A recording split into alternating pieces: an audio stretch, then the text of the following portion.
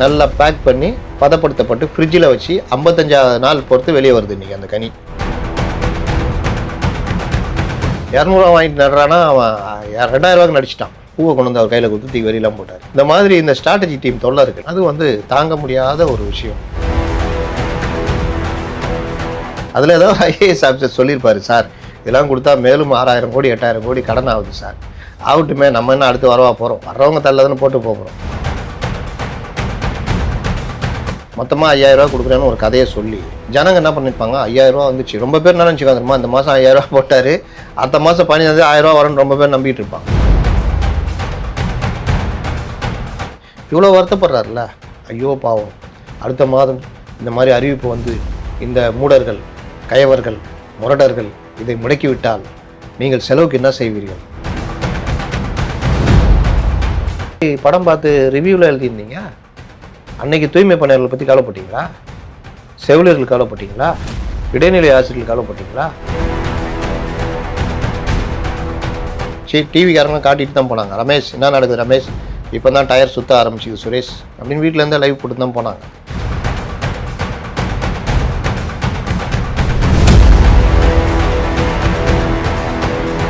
People நேயர்களுக்கு வணக்கம் sir. வணக்கம் சார். வணக்கம் சார், எப்படி இருக்கீங்க சார்? நல்லா இருக்கா ஹரி? சார், இன்னைக்கு காலையில் பார்த்தீங்கன்னா ஒரு பரபரப்பான ஒரு அறிவிப்பு சார். தமிழ்நாடு முதலமைச்சர் திரு மு.க. ஸ்டாலின் அவர்கள் பார்த்தீங்கன்னா மகளிருக்கு வந்து 5000 ரூபாய் சிறப்பு தொகைன்னு சொல்லி அறிவிச்சிருக்காரு. பல தடைகளை மீறி இதை அறிவிச்சிருக்கேன் அப்படின்னு சொல்கிறாரு. இது எப்படி சார் முடியும்? யார் தடுக்கிறாங்க? அவர் யாராவது தடுக்கிறாங்களா, இல்லை எப்படி தடை அப்படின்னு சொல்கிறாரு? இது யார் தடுக்கிறாங்க சார்? அதாவது தமிழகம் வெல்லும். என்னங்க வெல்லும்? தமிழகம் வெல்லும். தமிழகம் போராடும். என்னங்க போராடும்? தமிழகம் போராடுங்க, அவ்வளோதாங்க. இப்படியே இந்த தமிழ்நாடு வெல்லும், தமிழ்நாடு போராடும், தமிழ்நாடு தலைவணங்காது, இதெல்லாம் என்னன்னு பார்த்தா தமிழ்நாடுன்னு ஒன்று வச்சுக்கிட்டு வார்த்தைகளை சேர்த்துக்கணும். இதை ஒரு டெம்ப்ளேட்டாக மாற்றணும். அதுக்கு என்ன பண்ணணும்? பின்னாடி வந்து யார் இருக்கா? ஒரு 5-6 ஸ்ட்ராட்டஜி டீம். அவங்களுக்கு என்ன இவங்க தான் புக் பண்ணி வச்சுருக்காங்கல்ல ஸ்ட்ராட்டஜி டீம்னு. இப்படி போனால யாராவது ஸ்ட்ராட்டஜின்ட்டு அந்த சைடு போனாலும் இழுத்து போட்டு ஒரு அக்ரிமெண்ட் போட்டுருவாங்க. அப்போ அவன் என்ன பண்ணுவான்? அவனுக்கு தெரிஞ்சதுக்கெல்லாம் ஒருத்தர் தமிழ்நாடு வெல்லுன்னு போட்டார்னா இவன் உட்காந்து யோசிச்சுட்டு இருப்பான், தமிழ்நாடு போராடுன்னு போடுவான். இவர் ஏன் எதுக்குன்னா கேட்க மாட்டார். அந்த மாதிரி ஒன்று தான் சார், பைக்கில் உட்காந்து முறுக்குங்க சார் அப்படின்றது. எதுக்கு நான் பைக்கில் உட்காந்து முறுக்கணும்னு கேட்கணும்ல? இதே ஜெயலலிதாவோ கலைஞரோ வேறு யாராவது இருந்து சொன்னான்னா சொல்லியிருப்பாங்க. நான் ஏன் பைக்கை முறுக்கணும்? ஜனங்க பிரச்சனையை போய் பேச போகிறேன், சொல்ல போகிறேன், இதை பண்ண என்ன யூஸ்ன்னு கேட்கணும். இவர் அந்த காலத்துலேருந்து சைக்கிள் ஓட்டுங்க, அதை போங்க, இது போங்க, டீ கடையில் டீ குடிங்க, இந்த மாதிரி பண்ணுங்கன்னா அதுலேயே அவர் பழகிட்டார். இப்போ அதில் ரொம்ப உச்சமாக போகிறது என்னென்னா அவங்களுக்கு எவ்வளோ தைரியம் பாருங்கள். சார் நீங்கள் ரேம்ப் வாக் போகிறீங்க, போயிடுறேன்பா சார். ட்ரெஸ்ஸு வந்து நான் அன்றைக்கி போட்டேனே பைக்கில் கூட முறுக்கும் போது, கருப்பு பேண்ட்டு சிவப்பு சட்டை நல்லா இருக்குது, நாங்கள் வீட்டில் கூட அதையே போட்டு வந்துடுறேன். ஐயோ சார், காக்கி பேண்ட்டு வெள்ளை சட்டை போட்டு வாங்க. சரி சார், அப்புறம் மப்ளர்லாம் தூக்கி அடிப்பாங்க, நீங்கள் அதை எடுத்து கழுத்தில் போட்டுக்கணும் சார். ஒரு பையன் ஓடி வந்து உங்கள்கிட்ட வாழ்த்து சொல்லுவான், பவுன்சரை அவனை தூக்கி போட்டுருவாங்க சார். இன்னொரு இன்னொரு பையன் ஓடி வந்து உங்கள்கிட்ட வந்து கை கொடுப்பான், பவுன்சரை மீறி கை கொடுத்துட்டு ஓடுவான். இதெல்லாம் பண்ணணும். ஓகே, அப்படின்னா அது நடந்தது எல்லாமே, அது வந்து எல்லாமே அங்கே நடந்தது இங்கே நடக்குது. இப்போ தெலுங்கு படம், ஹிந்தி படம், டப்பிங் படம் பார்த்தா அதே சீன் அப்படியே இருக்கும். தலையில் துணி போட்டுக்கின்னு இதுவாக இருப்பாங்க, ஒரு கண்ணாடி ஒன்று போட்டிருப்பாங்க, இவ்வளோ பெரிய கண்ணாடி, மூஞ்சியில் பாதி இருக்கும், அந்த டிவி சைஸுக்கு இருக்கும். தமிழ் படம் எடுத்தால் அதுலேயும் அதே மாதிரி, எல்லா படத்துலேயுமே அந்த மாதிரி டப்பிங் பார்த்தீங்கன்னா அதே மாதிரி சீனு இங்கே அப்படியே வைக்கணும், மாற்றவே கூடாதுன்னு. அந்த மாதிரி மெயின் பிக்சர் என்னது, அவர் போய் தூக்கிலாம் போட்டு கேஸ்லாம் வந்து ஞாபகம் இருக்குதா, பவுன்சர் தூக்கி. அதே மாதிரி இதில் வந்து கை கொடுக்குற இடத்துல அந்த பையன் எக்ஸ்ட்ராவாக 200 வாங்கிட்டு நடுறான்னா அவன் 2000 நடிச்சிட்டான். பூவை கொண்டு வந்து அவர் கையில் கொடுத்து தூக்கி வெளியெல்லாம் போட்டார். இந்த மாதிரி இந்த ஸ்ட்ராட்டஜி டீம் தொல்லை இருக்குல்ல, அது தாங்க முடியாத ஒரு விஷயம். இப்போ அதில் தான் இந்த 5000 ரூபான்றது அறிவிச்சது. நான் கூட காலையில் இவர் அறிவித்தோன்னே சரி 5000 ரூபா மொத்தமாக கொடுத்துட்டாரு போல் அப்படின்னு பார்த்தா 3 மாதத்துக்கான தொகையை முன்னாடி கொடுக்குறாங்க. பிப்ரவரி, மார்ச், ஏப்ரலுக்கான தொகையை முன்கூட்டியே கொடுக்குறாங்க, அட்வான்ஸாக கொடுக்குறாங்க. அவ்வளோதான். இப்போ நீங்கள் வேலை செய்கிறீங்க, எப்பா 3 மாதம் சம்பளத்தை நான் உனக்கு அட்வான்ஸாக கொடுத்துட்றேன், நீ வேலை செய்ப்பானா சந்தோஷமாக வாங்கிக்குவீங்க. ஐயோ 3 மாதம் சம்பளத்தை கொடுக்குறாங்க, இதை வச்சு நம்ம எதாவது வாங்கிக்கலான்னு. அடுத்த மாதம் இந்த மாதம் காசுலாம் செலவழிச்சிட்ருப்பீங்க, அடுத்த மாதம் சம்பளம் வராது. அப்போ இடிக்கும், கோபம் வரும் முதலாளி மேலே. ஏன்பா என்ன, நான் தான் முன்னாடி கொடுத்துட்டேன்ல உனக்கு அப்படின்ட்டு, அது பெருமையாக வேறு, நான் உனக்கு இவ்வளோ ரூபா கொடுத்துக்கிறேன் அப்படின்னு. ஏங்க என்ன கொடுத்தீங்க? 3 மாதம் வேலை செய்கிறதுக்கான சம்பளத்தை கொடுத்தீங்க, என்ன இதில் பெருமை அப்படின்னு தானே கேட்பாங்க. அந்த மாதிரி தான் ஒவ்வொரு மாதம் போட வேண்டிய காசை முன்கூட்டியே கொடுத்தாச்சு. இதில் புதுசாக ஒன்று கண்டுபிடிச்சிருக்காங்க. இவ்வளோ நாளாக இந்த மாதம் தான் தெரிஞ்சுக்குது அந்த ஸ்ட்ராட்டஜி டீமுக்கு. என்ன தெரிஞ்சுக்குதுன்னா, கோடை காலம் வரும். மே மாதம் என்றால் கோடை காலம் வரும். அக்டோபர் நவம்பரில் மழை வரும். டிசம்பர் ஜனவரியில் பனி வரும். இதெல்லாம் தெரிஞ்சுக்குது.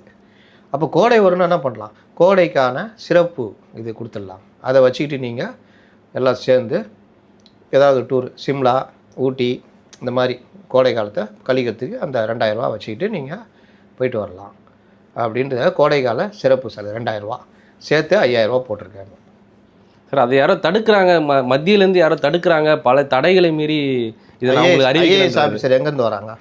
யூபிஎஸ்சியில் தான் செலக்ட் ஆகி வராங்க. அதில் ஏதாவது ஐஏஎஸ் ஆஃபீஸர் சொல்லியிருப்பார், சார் இதெல்லாம் கொடுத்தா மேலும் 6000 கோடி 8000 கோடி கடன் ஆகுது சார். ஆகட்டுமே, நம்ம என்ன அடுத்து வரவா போகிறோம்? வர்றவங்க தள்ளதானே போட்டு போகிறோம். இன்னொன்று அந்த கடன் யார் மேலே விடும்? 1000 ரூபா வாங்குறவங்க மட்டும் இல்லை, இதை வேடிக்கை பார்த்து பேசிக்கிட்டு இருக்கிற உங்கள் என்ன எல்லார் மேலேயும் அந்த கடன் விடும். அதனால் அவங்களுக்கு என்ன கவலை இருக்குது? அந்த மாதிரி மத்திய அரசு அதிகாரி ஐஏஎஸ் ஆஃபீஸர் சொல்லியிருப்பார், சார் இது வேணாம் நம்ம பார்த்துக்கலாம் சார். இல்லை கொடுத்தா ஆகணும். அப்போ பொங்கல் கொடுத்துருக்க வேண்டியது தானே? பொங்கலுக்கு எவ்வளோ கொடுத்தீங்க? 3000 ரூபா. ஏன்னா அது எல்லாருக்கும் கொடுக்கணும். 2 கோடியே 20 லட்சம் கார்டு கொடுக்கணும். அப்போ துட்டு இல்லை. அப்போ என்ன பண்ணுறீங்க? 3000 ரூபா கொடுக்குறீங்க. இதே அரசு தானே போன கவர்மெண்ட்டு பொங்கலுக்கு கொடுத்தப்போ என்னென்ன பேச்சு பேசுனீங்க? 5000 ரூபா கொடு, என்ன 3500 ரூபா கொடுக்குறேன், என்ன 3000 ரூபா கொடுக்குறேன், 5000 ரூபா கொடுக்குறேன். அந்த காலத்தில் அந்த 5000 ரூபா 8 பேர் சேர்ந்து 1 சவரன் நகையை வாங்கிடலாம் அப்போ இருந்த தங்க விலைக்கு. இப்போ நீங்கள் கொடுத்த 3000 ரூபா வச்சுக்கிட்டு எத்தனை பேர் சேர்றது? 45 பேர் சேரணும். அப்போ கூட வெறும் நகை தான் தங்கம் தான் வாங்க முடியும், செய்கூலி சேதாரம்லாம் கொடுக்க முடியாது. அப்போ அந்த மாதிரி ரூபா மதிப்பு குறைஞ்ச இடத்துல 3000 ரூபா கொடுக்குறீங்களா? அது எந்த மூலைக்கு? அப்போ பொங்கலுக்கு ஜாஸ்தி கொடுத்துருக்க வேண்டியதானே? ஏன் கொடுக்கல? இப்போவும் என்னது 5000 ரூபா கொடுத்துட்டு 5000 ரூபா கொடுத்துட்டு 5000 ரூபா கொடுத்துட்டா பிளாஸ்ட் அது இதுன்னு பலரும் போடுறாங்க. அடுத்த மாதத்துக்கான காசை கொடுத்துருங்க. அடுத்ததாக என்ன சொல்கிறாருன்னா, இந்த கோடை காலத்தில் இந்த காசை மத்தியிலையும் அடிமையாக இருக்கிற சிலரும் சேர்ந்து இதை தடுக்க பார்க்குறாங்க. அதை நான் முன்கூட்டியே அறிஞ்சிக்கிட்டு நான் இதை உங்களுக்கு 1000 ரூபா நீங்கள் கொடுத்த இடத்துல 2000 ரூபா கொடுக்குறன்றவர் எப்படி தடுக்க பார்ப்பாரு? அவர் எதாவது கேஸ் போட்டாரா? நீங்களா கற்பனையாக முன்கூட்டியே கொடுக்குற காசை, அட்வான்ஸாக கொடுக்குற காசை கூட்டி மொத்தமாக 5000 ரூபா கொடுக்குறேன்னு ஒரு கதையை சொல்லி ஜனங்க என்ன பண்ணியிருப்பாங்க? 5000 ரூபா வந்துச்சு. ரொம்ப பேர் என்ன நினச்சிக்காங்க தெரியுமா? இந்த மாதம் 5000 ரூபா போட்டார், அடுத்த மாதம் 15 1000 ரூபா வரும்னு ரொம்ப பேர் நம்பிட்டு இருப்பாங்க. எவ்வளோ பேர் டிவி பார்ப்பாங்க? அவங்களாம் நினச்சிட்டாங்கன்னா இந்த மாதம் 5000 ரூபா கொடுத்துட்டாரு ஸ்டாலின், அடுத்த மாதம்லாம் 1000 ரூபா வழக்கம் போல் வரும்னு நினைப்பாங்க. வரலன்னா அன்றைக்கி போய் நீங்கள் சொல்லிட்டு இருக்கணும். இவ்வளோ பிரச்சனை இருக்குது.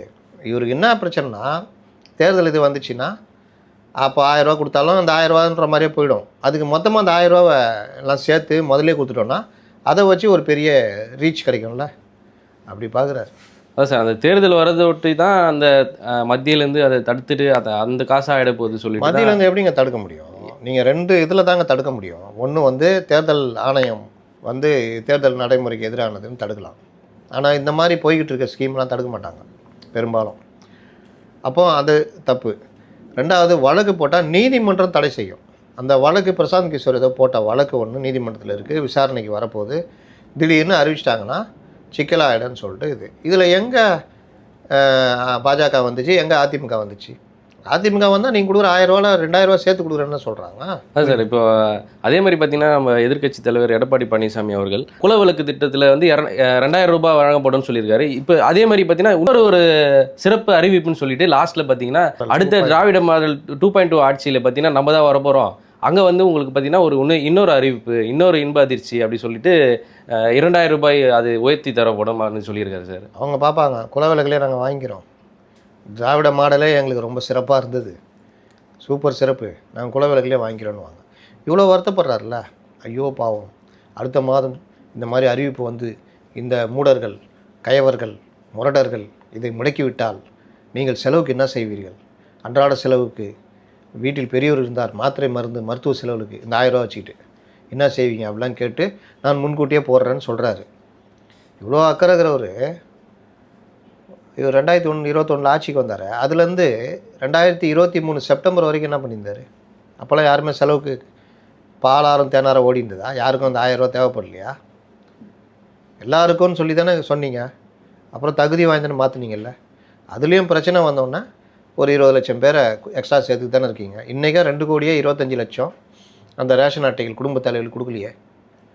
அப்போ இவ்வளோ பிரச்சனையை வச்சுக்கிட்டு இவர் ஒரு கதையை உருட்டுறாரு. இன்னொன்று, ஏதோ அந்த மக்களுடைய கஷ்ட நஷ்டத்துக்காக இவர் ரொம்ப வருந்துற மாதிரி, 1000 ரூபா இல்லைன்னா குடும்பத்தையே இந்த மாதம் ஃபுல்லாக நடத்த முடியாதுன்ற மாதிரி அவர் பேச்சு எப்படி இருக்குது?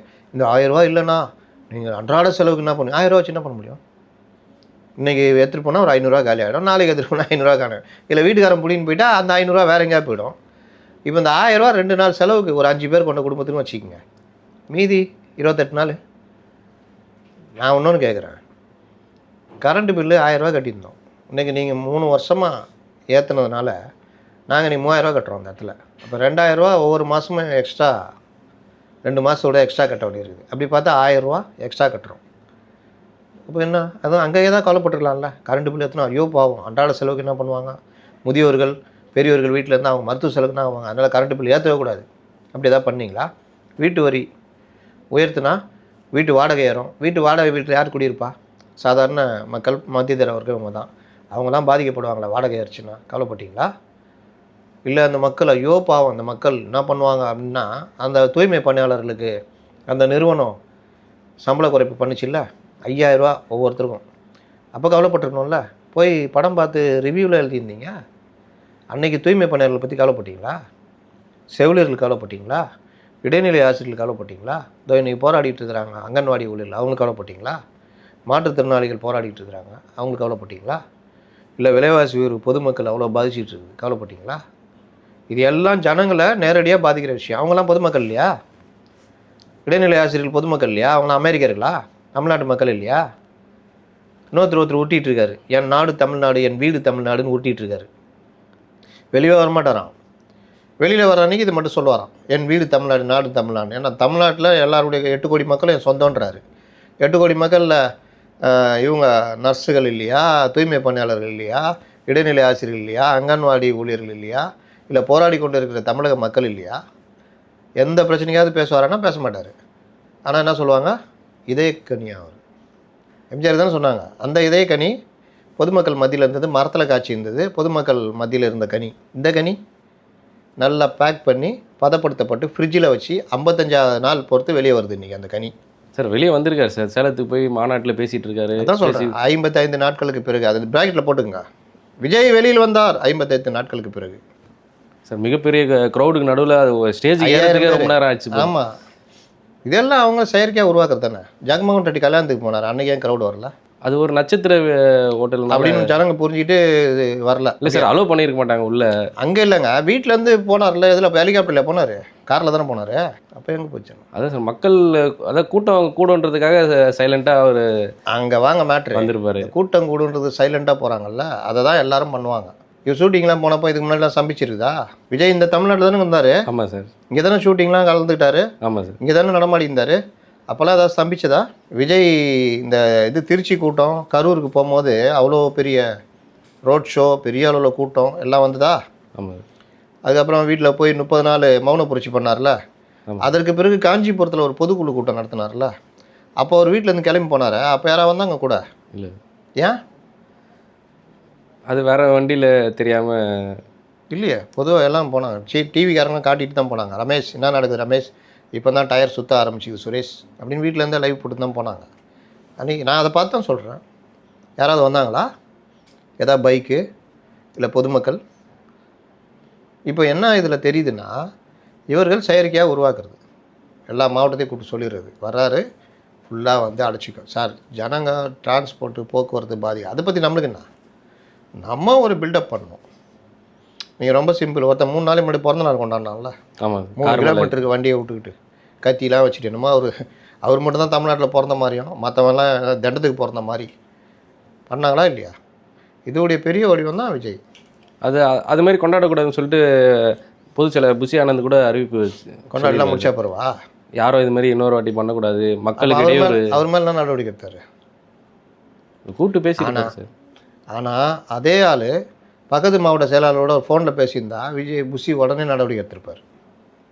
ஜனங்களை பாதிக்குதுன்னா, என் பாடியிலே சிந்திக்கிறிய அப்படின்ட்டு, இப்படியெல்லாம் செய்யக்கூடாது அப்படின்னு ஒரு அறிக்கை விட்டு போயிட்டார். அதனால் இந்த கட்சி பால்வாடி கட்சி மக்கள் பிரச்சனை பற்றி கவலைப்படுறதில்ல. என்றைக்கா ஒரு நாள் வெளியே வருது, அன்றைக்கி வீரவசனங்கள், சுய புகழ்ச்சி, தற்புகழ்ச்சி, தன்னை பற்றி வர்ற அந்த விஷயங்கள் இருக்குல்ல, விமர்சனங்கள், அதுக்கு பதில் சொல்கிறது. மக்கள் பிரச்சனை அதை பற்றி எனக்கு என்ன, எல்லாரையும் சொந்தக்காரன்னு சொல்லிட்டு அவ்வளோதான். ஆனால் டிக்கெட் மட்டும் 100 ரூபா டிக்கெட்டு 1500 விற்றுரு. முதலமைச்சர் காணொலியில் பார்த்தீங்கன்னா கடைசியாக ஒரு வரிகள் சொல்லியிருக்காரு சார். அடுத்த ஆட்சியில் நம்ம 2.0 தான், நம்ம திமுக ஆட்சி தான் அப்படின்னு சொல்கிறாரு. அது இல்லாமல் முத்துவேல் கருணாநிதி ஸ்டாலின் வந்து சொன்னதை தான் செய்வேன், செஞ்சதை தான் சொல்வேன் அப்படின்ற மாதிரி ஒரு பஞ்ச் மாதிரி ஒன்று சொல்லியிருக்காரு. அது எப்படி சொல்லணும்னா, முத்துவேல் கருணாநிதி ஸ்டாலின் சொன்னதில் 15% தான் செய்வேன், 85% செய்ய மாட்டேன். இதை போய் அன்புமணி ராமதாஸ்கிட்ட சொல்லுங்களேன். ஒரு புக்கே போட்டு நீங்கள் என்ன சொன்னதை செஞ்சீங்க, என்ன சொல்லாதெல்லாம் பண்ணிக்கிறீங்க தமிழ்நாட்டுக்குன்றத புக்கை போட்டு கொடுத்துட்டு கூப்பிட்றாரு. வாங்க வாதத்துக்கு வாங்கன்னு கூப்பிட்றாரு. யாராவது போனாங்களா? இவர் தான் போக முடியாது, யாரையாவது அமுச்சு விட வேண்டியதானே. இந்த சரவணன் ஒரு வக்கீலாக இருக்கார், அந்த மாதிரி யாரையாவது அமுச்சு விட வேண்டியதானே. இவர் எடப்பாடி கூப்பிட்றாரு, ஓப்பன் சேலஞ்சு விட்றாரு, வாங்க உட்காந்து ஜோடி போட்டுக்கலாமா பேசலாமான்னு கூப்பிட்றாரு. வராரா? இதுதான் பிரச்சனை சார். இந்தியாவே திரும்பி பார்க்குற அளவுக்கு வந்து பொருளாதாரத்தில் வந்து தமிழ்நாடு வந்து முதன்மையாக கொண்டு வந்திருக்கேன் அப்படின்ற மாதிரி கூட சொல்லியிருக்காரு சார். அதுக்கு காரணம் இவர் மட்டும் இல்லையே. இதற்கு முன்னே ஆண்ட முதலமைச்சர்கள் தமிழ்நாடு ஒன் ஸ்டெப் எப்பவுமே ஃபார்வேர்டு தான். பலருடைய கூட்டு உழைப்பு அந்த அளவுக்கு இருக்குது. நான் இன்னும் சிம்பிளாக வாசகர்களுக்கு புரிகிற மாதிரி சொல்லணுன்னா, இப்போ நீங்கள் இருக்கிறீங்க, உங்கள் அம்மா ஒரு ஸ்கூலில் டீச்சர், கவர்மெண்ட் எம்ப்ளாயி, உங்கள் அப்பா இன்னொரு கவர்மெண்ட் எம்ப்ளாயி பேங்க்கில் வேலை செய்கிறாரு வச்சுங்க. 2 பேர் வருமானமும் 3 லட்ச ரூபா வருது மாதம். இவங்கள நல்ல பள்ளியில் படிக்க வைக்கிறாங்க. நீங்கள் அதுக்கப்புறம் நல்ல இதில் இது பண்ணி அந்த நல்ல படிப்பு மூலிமா நல்ல வேலை தேடிக்கிறீங்க. உங்களுடைய மொத்த வருமானம் 5 லட்ச ரூபா. உங்களுக்கு சொந்த வீடு இருக்குது, கார் இருக்குது, எல்லாம் இருக்குது, நகை எல்லாம் வச்சுருக்கீங்க. இந்த 5 லட்ச ரூபாவில் உங்களுக்கு ஒரு மாதத்துக்கு அதிகபட்சம் 1 லட்ச ரூபா செலவாகுது வச்சுக்கோங்க. 4 லட்ச ரூபா மிச்சம் ஆகுது. நீங்கள் அந்த 4 லட்ச ரூபாவை எங்கேயாவது முதலீடு பண்ணுவீங்க, ஷேர் வாங்குவீங்க, நகை வாங்குவீங்க, உங்களுக்கு அது வந்துக்கிட்டே இருக்கும். அப்புறம் ஊரில் விவசாயம் இருக்கும், அந்த நிலத்தை விற்று அந்த இது மாதிரி வந்துக்கிட்டு இருக்கும். நான் ரொம்ப கஷ்டப்பட்டு வர்றேன். எங்கள் வீட்டில் அப்பா அம்மா வேலைக்கு செய்யலை, நான் தான் படித்து இது பண்ணுறேன். அப்பாவுடைய வருமானம் மட்டும்தான், அதிலே கடன். நான் அதுக்கப்புறம் படித்து ஒரு இன்ஃபோசிஸில் இதில் வேலை செய்கிறேன். ஒரு 1.5 லட்ச ரூபா சம்பளம். இதில் வாங்கின கடனுங்க 50,000 போயிடுது. வீட்டு செலவு எல்லாம் போக ஒரு 10,000 மிச்சப்படுத்துகிறேன். ஒரு சவர நகை வாங்கினா 15 மாதம் எனக்கு ஆகும். கரெக்டாக நான் வந்து உங்கள்கிட்ட சொல்கிறேன். நீங்கள் கேட்குறீங்க, என்னையா நீ எங்கெல்லாம் பார்த்தியா, நான் பார்த்தியா எந்த மாதிரி, இப்போ நினச்சா கூட போய் ஒரு 5 சவர நகை வாங்கிட்டு வருவேன். நீ என்னையா இன்னும் 15 மாதம் ஆகுன்றேன்னு என்னை கேட்குறீங்க. இந்த வித்தியாசம் தெரியுதா? இந்த உங்களுடைய வளர்ச்சிக்கு நீங்கள் காரணமா? உங்களுக்கு மாதம் 4 லட்ச ரூபா வர்றதுக்கு மிச்சமாகிறதுக்கு நீங்கள் காரணமா? இல்லை சார், முன்னாடி ஆட்சியாளர்கள் வச்ச கடனெல்லாம் நாங்கள் முடிச்சுட்டு நாங்கள் இதுமாரி முதன்மையாக கொண்டு வந்திருக்கோம்னு சொல்கிறாரு. கடனை முடிச்சிட்டுலாம் என்னங்க இது? ஊருக்கே தெரியும். 5,10,000 கோடி ரூபா கவர்மெண்ட்டு 2021 அந்த கவர்மெண்ட்டு விட்டுட்டு போகுது. 75 ஆண்டு காலமாக, நேற்று கூட நிர்மலா சீதாராமன் நிதி அமைச்சர் பார்லிமெண்ட்டில் பேசியிருக்காங்க, 75 ஆண்டு கால தமிழ்நாட்டில் ஆட்சி செய்தவர்கள் வாங்கிய மொத்த கடன் 5,10,000 கோடி. இந்த 5 வருடத்தில் இந்த கட்சி திமுக வாங்கின திராவிட மாடல் கட்சி வாங்கின கடன் 4.5 லட்சம் கோடி. எவ்வளோ பெரிய சாதனை! இப்படி தான் செலவு லிமிட்டெல்லாம் தொட்டுட்டாங்க. அது கடன் லிமிட்டுன்னு ஒன்று இருக்கும். ஒரு தமிழ்நாடுனா இவ்வளோ தான் வாங்கணும்னு சென்ட்ரல் கவர்மெண்ட் ஆர்பிஐலாம் வந்து ஒரு கணக்கு வச்சுருப்பாங்க. அதை மீறிலாம் நீங்கள் வாங்க முடியாது. உங்களுடைய வருமானம், நீங்கள் தாங்கும் திறன். இப்போது என் வயசுக்கு நான் போய் லோன் போட்டேன்னா எனக்கு வந்து லோனுடைய தொகை இல்லாட்டி சில லோனே கிடைக்காது. ஒரு 55 வயசுக்கு மேலே உங்களுடைய வாழ்நாள் நீங்கள் உங்களுடைய சம்பாத்தியம் எல்லாத்தையும் பார்த்து தான் இது பண்ணுவாங்க. உங்கள் வயசுக்கு நீங்கள் போய் லோன் கட்டிங்கன்னா நீங்கள் அடுத்து 25 வருஷம் 30 வருஷம் சம்பாதிப்பீங்க. அப்போ அதுக்கேற்ற லோன் போட்டு தருவாங்க, ஹவுசிங் லோனு எதுனாலும். அந்த மாதிரி தான் ஒரு நாட்டுக்கு, ஒரு மாநிலத்துக்கும் ஒரு நாட்டுக்குமே அந்த லிமிட் இருக்குது. அந்த ஸ்லாப் வந்து இப்போ தமிழ்நாடு அதோடைய இதை தொட்டுட்டாங்க, எட்ஜை. இதுக்கு மேலே கடனே வாங்க முடியாது அந்த எட்ஜு. ஆனால் வெளியில் கேட்டால் பெருமையாக பேசிக்கிறது. சரி, முதலீடு கேட்டால் 11,35,000 கோடி ரூபா முதலீடு வந்திருக்குன்னு சொல்கிறாரு. எங்கெங்கெந்தெல்லாம் வந்திருக்குது? கிட்டத்தட்ட 36 லட்சம் பேருக்கு வேலை வாய்ப்பு கொடுத்துருக்கோம் அப்படின்றாரு. எங்கெங்கெல்லாம் வந்திருக்கு, எங்கெங்கே முதலீடாக இருக்குது, எந்தெந்த இதில் இளைஞர்களுக்கு வேலை வாய்ப்பு கிடச்சிருன்னு கேட்டால், வெள்ளை அறிக்கை கொடுங்கன்னு கேட்டால் வெள்ளை பேப்பர் தூக்கி காமிக்கிறாங்க. இதுதான் வெள்ளை அறிக்கைன்றாங்க. அப்போ இவர் வாட்டில் ஏதாவது சொல்லிக்கிட்டே போகிறது. இந்த கதை தான் எடுத்துக்கங்க. 5,000 ரூபா. இந்த 5,000 ரூபாக்குள்ளே எவ்வளோ விஷயம் இருக்குது. 3 மாதத்துக்கான 1,000 ரூபாவிலே முன்னாடி கொடுக்குறீங்க. அப்போ இதில் எங்கே 5,000 ரூபா பெருமைக்குரிய விஷயம்? அட்வான்ஸாக கொடுத்துருக்கீங்க, அவ்வளோதான். கரெக்டாக. அப்புறம் 2,000 ரூபா கூட மே மாதம் 1,000 ரூபா கழிச்சிட்டிங்கன்னா 1,000 ரூபா அது வந்து கோடைக்கால செலவுக்குன்னு வச்சிங்கன்றீங்க. கோடை காலத்தில் வர்ற கரண்ட் பில்லுக்குதே, அதுக்கே இந்த 1000 ரூபா பத்தாது. சில டிப்ஸ்லாம் கூட சொல்லியிருந்தாரு சார். டிப்ஸா? ஆமாம் சார். அன்பான வேண்டுகோள் கூட அன்பான வேண்டுகோள், கவனமாக செலவு பண்ணுங்க, முடிஞ்ச அளவுக்கு அதை சேமிங்க, அது மாதிரி டிப்ஸ்லாம் கூட கொடுத்துருக்காரு சார். அந்த 1000 ரூபா உரிமை தொகை ஏன் கொடுக்குறீங்க? 1000 ரூபா கூட இல்லை, அது வந்தால் ஒரு பெரிய செலவுக்கு நாங்கள் பண்ண முடியுன்றதுனால தான் 1000 ரூபா கொடுக்குறீங்க. 1000 ரூபா வச்சுட்டு என்னங்க பண்ணுறது? அந்த அம்மா கொஞ்சம் அசந்தா அவன் தூக்கின்னு போயிடுவான், வீட்டுக்காரன் தூக்கின்னு போய் அங்கே ஸ்கேன் இது பண்ணி நல்லா சரக்கு வாங்கி அடிச்சிட்டு வந்துடுவான். இல்லை வேறு ஏதாவது ஒரு டாக்டர்கிட்ட போனால் கூட டாக்டர் ஃபீஸு 300 400 இன்றைக்கி. அவர் மாத்திரை எழுதி கொடுத்தாருன்னா அது ஒரு 700 ஆகும். கூட 100 போட்டு ஹாஸ்பிட்டலுக்கு போய்ட்டு இந்த செலவு முடிஞ்சிடும். இன்றைக்கி கொசு தொல்லை, டெங்கு, இன்றைக்கி கூட ஒரு யாரோ இதில் இறந்துட்டாங்கன்னு சொன்னாங்க, ஒரு ஏதோ ஒரு நோய் இது. அப்போ இந்த மாதிரி அரசு மருத்துவமனைகளுக்கு போனால் காற்று கடந்து இது பண்ணுறதுக்கு தனியார் மருத்துவமனைக்கே தனியார் இதுக்கே போகணும்னு ஜனங்க போகிறாங்க. இதில் ஒரு 1000 ரூபா பார்த்து செலவு பண்ணணும். இல்லை சார், 5000 ரூபா சார். 5000 ரூபான்னு அடுத்த மாதம் யார் தருவா? தர மாதிரி சொல்கிறீங்க. அதுதான் சார், சேமித்து எப்படி சேமிச்சு மாதம் வச்சு யூஸ் பண்ணுங்க அப்படின்ற மாதிரி சொல்லியிருக்காரு சார். 5000 ரூபா வச்சு 5 நாளைக்கு ஒரு பெரிய குடும்பம் தான் 5 நாள். நீங்கள் உங்கள் வீட்டில் நீங்கள் மார்க்கெட்டுலாம் போயிருக்கீங்களா? போயிருங்க. 500 ரூபா எடுத்துகிட்டு போனால் எத்தனை நாளைக்கு வாங்கி சாப்பிட முடியும்? ஒரு 5 பேர் குடும்பம் வச்சுக்கிங்க. 500 ரூபா எடுத்துகிட்டு போனீங்கன்னா எத்தனை நாளைக்கு அதில் நீங்கள் வாங்கிட்டு வந்து சாப்பிட முடியும்? அரிசி, பருப்பு, காய்கறி எல்லாம் சேர்த்து சொல்லணும். கவுச்சி சொல்ல நான், வெறும் மரக்கறி சும்மா 3 நாள் வாங்கி. 3 நாளா? 1 கிலோ அரிசி எவ்வளோ? தெரியாது, மார்க்கெட்டுக்கு போகல. இல்லை சார், 90 90. மற்றதெல்லாம் காய்கறி எவ்வளோ? 1/4 கிலோ 1/2 கிலோன்னு வாங்கினீங்கன்னா ஆவரேஜாக இருக்கும். குறைஞ்சது ஒரு வேலைக்கு ஒரு நாளைக்கு 300 400 மேலே போயிடும். 5 பேர் குடும்பம், அதனால தான் சொன்னேன். அப்போ 1000 ரூபா இருந்தால் 2 நாளில் முடிஞ்சிடும். டாக்டர்கிட்ட போயிருக்கீங்களா? போயிருக்கேங்க. எவ்வளோ ஆகுது? ஃபீஸ் எவ்வளோ வாங்குவார்? ஃபீஸ் ஆவரேஜாக ஒரு 600. கொஞ்சம் பெரிய டாக்டரை பார்த்துக்கிறீங்க. சாதாரணமாக ஒரு சின்ன கிளினிக் வச்சுக்கிறோம். சாதாரணமாக ஒரு 300 ஆகிடும். அவர் எழுதி கொடுக்குற மாத்திரை மருந்து அவருக்கும் அங்கே வருமானம் வேணும்ல. ஆமாம் சார். அவர் சில மருந்து அவரே அவர் ஒரு 700 ரூபா எழுதி கொடுத்தா தான் அவருக்கு ஒரு 200 ரூபாவது அந்த இதுலேருந்து வரும். அப்போ இந்த மாதிரி அதெல்லாம் யார் தலையில் விழும்? 1000 ரூபா எந்த மூலைக்கு? என்னமோ அந்த விவேக் படத்தில் தனுஷ்ட சொல்கிற மாதிரிலாம் அவர் சொல்லிகிட்டு இருக்காரு. காமெடி பண்ணுறாங்க. ஏங்க ஒரு சும்மா வெளியில் போயிட்டு வந்தாலே ஒரு பெட்ரோல் போட்டால் ஒரு ஆட்டோ பிடிச்சிட்டு போயிட்டு வந்தால் கூட 200 250 300 ஆகிடுதுங்க. என்ன இவர் என்ன சொல்கிறாரு, எதை சொல்கிறாருன்னு தெரில சார். இப்போ இந்த 5000 ரூபா தொகை வந்தது மகளிர் இடையே ஒரு பெரிய ஒரு சந்தோஷத்தை ஒரு எப்படி சொல்கிறது, அது எப்படி பார்த்தீங்கன்னா ஒரு ஆச்சரியத்தை கூட வந்திருக்கும். திடீர்னு பார்த்தா காலையில் எழுந்து பார்த்தா 5000 ரூபா அக்கௌண்ட்டில் வந்திருக்கு, அது அரசு சார்பாக வந்திருக்குன்ற போது. ஸோ இது ஓட்டாக கன்வெர்ட் ஆகிற வாய்ப்பு இருக்கா சார்? மகளிர் ஓட்டு இந்த மாதம் ஜாலியாக இருக்கும், இன்றைக்கி ஜாலியாக இருக்கும், அடுத்த மாதம் வரும்போது பணம் வராதுன்னு வெறுமையாகும். இந்த மாதம் 5000 ரூபா எந்த மூலைக்கு? ஒரு 2 நாளில் செலவு வச்சுருவாங்க. கடன் வாங்கி தான் கொடுத்துருவாங்க. இல்லை யாராவது சேமிச்சு ஏதாவது சேமிப்பு இருந்தால் போயிட்டு 1 கிராம் நகை கூட வாங்க முடியாது. 1 கிராம் காயின் கூட வாங்க முடியாது. அதுவே 13,000 14,000 ரூபா. அதுக்கு ஜிஎஸ்டிலாம் போட்டு வந்துடும். அப்போது ஏதாவது பண்ணணும், ஏதாவது ஒரு செலவுக்குன்னா கூட முடியாது. இது என்ன மாதம் இது? பிப்ரவரி.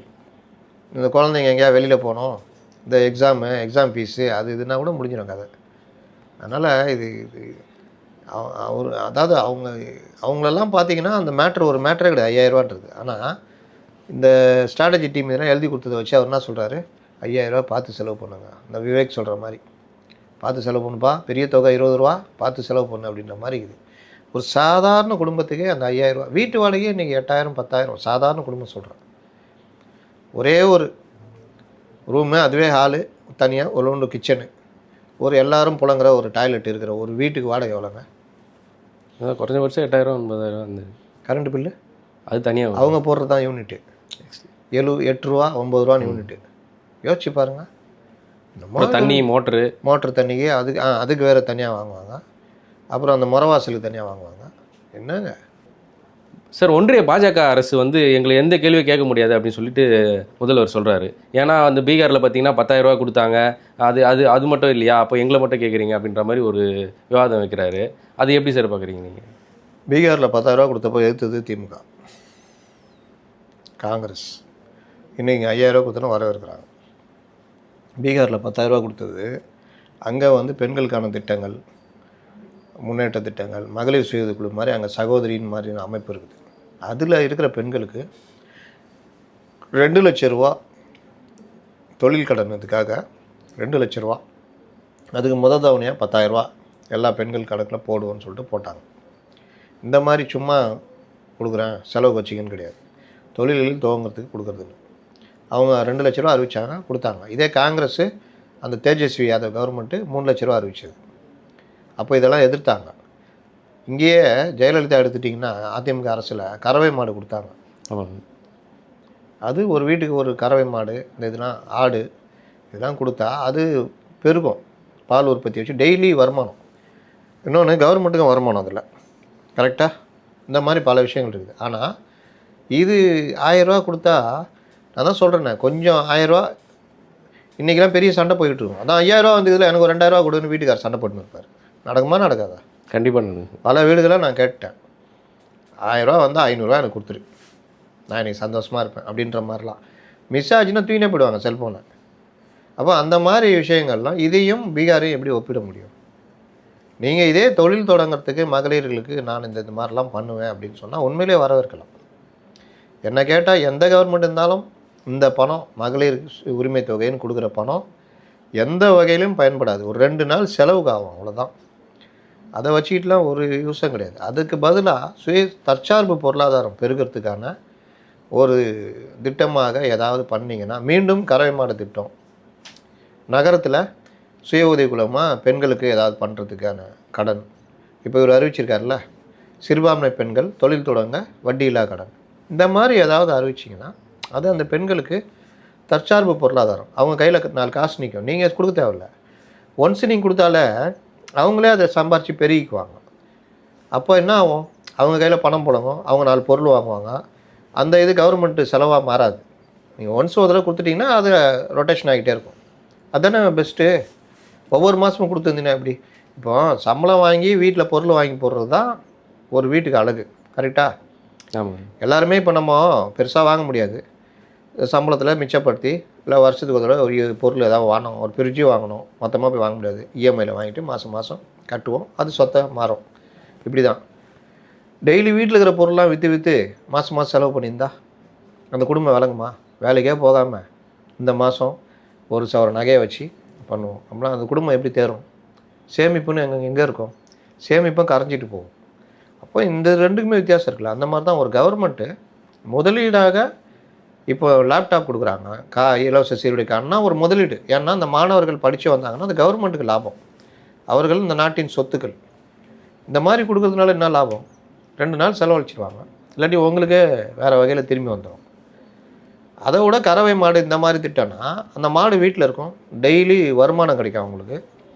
ஒரு மாடு பால் கறக்குது, 2 மாடு இருக்குது, ஒரு நாளைக்கு 300 ரூபா 400 ரூபா வருதுன்னா மாதம் 12,000 ரூபா அந்த குடும்பத்துக்கு வருமானம். அட தீவனம் செலவு போனால் ஒரு 5,000 ரூபா கணக்கு போடுங்க. மாதம் அந்த குடும்பத்துக்கு 5,000 ரூபா நீங்கள் கொடுக்கல, அவங்களே அந்த மாடை வச்சு பால் கறந்து விற்று சம்பாரிச்சிக்கிறாங்க. சொசைட்டிக்கும் கவர்மெண்ட்டுக்கும் பால் உற்பத்தி அதிகரிக்கும், கரெக்டாக? அந்த மாடு கண்ணுன்னு அது ஒரு பசு மாடாக இருந்ததுன்னா அது உங்களுக்கு இன்னொரு மாடு அந்த குடும்பத்துக்கு கிடைக்கும், அது அப்படியே பெருகும். அதான் அந்த 5,000 ரூபாயே அவங்க சேமித்து இன்னொரு மாடு வாங்கணும். ஒரு மாடு தான் நல்லா இருக்காது, இன்னொரு மாடு வாங்கணும்னா 2 மாடு வந்துச்சுன்னா அவங்க அடுத்த மாதம் 10,000 ரூபா அதில் வரும் வருமானம், கறவை மாடு. அப்போ அந்த மாதிரி இல்லை. ஆடு 4 ஆடு கொடுத்தாங்க, அந்த 4 ஆடு இதாகிடுச்சுன்னா 8, 10, 12 ஒரு வருஷத்துக்கு கொண்டு போய் விற்றா ஒரு 1 லட்ச ரூபா. இந்த பக்ரீத் டைமு தீபாவளி டைம்லலாம் ஒரு ஆடு 8,000 10,000 போகும். நீங்கள் ஒரு இது பண்ணி கொண்டு போய் விற்றீங்க, 10 ஆடு விற்றீங்க, ஒரு 4 ஆடு பார்த்தீங்கன்னா கடகடன்னு குட்டி போட்டது வந்துடும். ஒரு வருஷத்தில் அது ஒரு 15 ஆடு இருக்குன்னா ஒரு 10 ஆடு விற்றீங்கன்னா 1 லட்ச ரூபா வருமானம் வருதுன்னா மாதம் கணக்கு போட்டிங்கன்னா பெரிய வருமானம். இல்லை அப்படியே பண்ணி பெருசாகினாங்கன்னா அது வேறு அளவுக்கு வருமானம் அது அந்த குடும்பத்துக்கு. கவர்மெண்ட்டுக்கும் அது இது உங்களை நம்பி இருக்க தேவையில்ல, கவர்மெண்ட்டுக்கு செலவே கிடையாது. ஒன்ஸு நீங்கள் முதலீடு பண்ணிட்டு ஒதுங்கிக்கிறீங்க. இந்த மாதிரி தான் நீங்கள் சமூகம் சார்ந்த திட்டங்கள் இதெல்லாம் கொண்டு வரணும். இப்போது தையல் மிஷின் கொடுக்குறீங்க, ஒரு தடவை தான் கொடுப்பீங்க, அந்த குடும்பம் அதை வச்சு பொழைச்சிக்கும். நீங்கள் மாதம் 1000 ரூபா கொடுத்துட்டதுனால என்ன ஆகுது? இதில் இப்போ 2,000 கொடுக்குறேன், 5,000 இப்படியே போட்டி போட்டுன்னு போயினே இருக்குது. மாதம் 2,000னா 48,000 கோடி ரூபா ஒரு வருஷத்துக்கு செலவு. அதாவது டாஸ்மார்க்கில் வர மொத்த செலவு இங்கே போகுது. அப்புறம் நீங்கள் எங்கேருந்து எடுப்பீங்க? தமிழ்நாடு கவர்மெண்ட்டுக்கு பெரிய வருமானமே டாஸ்மார்க். நம்ம என்ன சொல்கிறோம், டாஸ்மாக கொஞ்சம் கொஞ்சமாக குறைச்சிட்டு பால் உற்பத்தி பொருட்களை அந்த சைடில் குஜராத் மாதிரி வருமானம் வரத்துக்கான வழியை பாருங்கன்றோம். இவங்க மொத்தமாக இந்த மாதிரி கொடுத்துட்டு 48,000 கோடி ரூபா கொடுத்தா எங்கேருந்து எடுப்பீங்க? எல்லாம் நம்ம தலையில் தான் இன்னும் கடன் வாங்குவாங்க, இன்னும் இதாகும். இறுதியான ஒரு கேள்வி சார். இப்போ இந்த 5,000 சிறப்பு தொகை வந்து இப்போ பார்த்தீங்கன்னா திமுக ஆட்சிக்கு வந்து திமுக ஆட்சி அரசுக்குமே இது ஒரு ப்ளஸ் பாயிண்ட்னு நினைக்கிறீங்களா? இல்லை 5,000ன்றது நீங்கள் இன்னைக்கு ஒரு நாள் எல்லாரும் கொண்டாடுவாங்க பெரிய அளவில். இதை பெருசாக பூஸ்ட் பண்ணணும்னு நினைப்பாங்க. இதை பெருசாக பூஸ்ட் பண்ணாலும் இந்த ஈவினிங்கே விஜய் பேச்சு இதுதான் பூஸ்ட் ஆகும் எல்லா இதுவும். இது என்ன பண்ணுவாங்க, இன்றைக்கி தொலைக்காட்சிகள், ஆதரவு தொலைக்காட்சிகள்லாம் டிபேட்டாக மாற்றுவாங்க. டிபேட்டாக மாற்றும் போது அதில் இந்த மாதிரி விவாதங்களும் வரும். இது ஒன்று. ஜனங்களுக்கு ஒரு சந்தோஷம் இருக்கும், ஒரு நாள் 2 நாள் இந்த மாதம் கூட இருக்கும். அடுத்த மாதம் பணம் இல்லைன்றது அவங்க லேட்டாக தான் வரைக்கும். இதில் நான் சொன்ன மாதிரி ரொம்ப பேர் 5,000 ரூபா மொத்தமாக போட்டுருக்காங்கன்னு நினச்சிக்குவாங்க, அடுத்த மாதம் 1000 வரணும்னு. அப்போ வராதவங்க இன்னொன்று 1 கோடி பேர் வெளியில் வாங்காமே இருக்காங்க, அவங்களுக்கு கோவம் வருமா வராதா? கண்டிப்பாக வரும். இந்த மாதிரி பல விஷயங்கள் இருக்குது.